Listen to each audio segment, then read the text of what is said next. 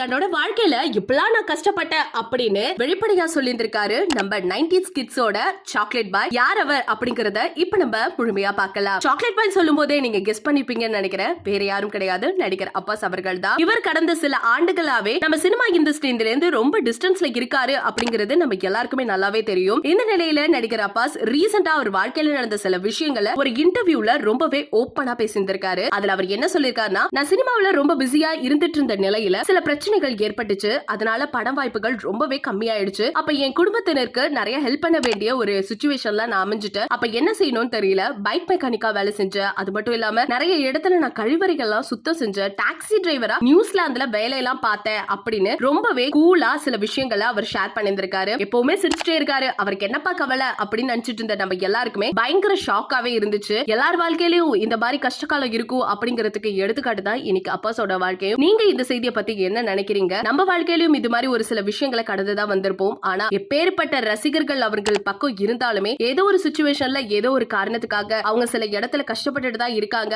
அப்படிங்கறத ஒரு பேட்டியிலே ஓபனா சொல்லியிருந்திருக்காரு நம்ம அப்பாஸ் அவர்கள். உங்களோட கருத்துக்கள் என்ன அப்படிங்கறத மறக்காம நம்ம கமெண்ட் செக்ஷன்ல ஷேர் பண்ணிக்கோங்க. இது போல அப்டேட்ஸ் உடனுக்குடனே தெரிஞ்சுக்கணும்னா நம்ம சேனலை சப்ஸ்கிரைப் பண்ணி வச்சுக்கோங்க.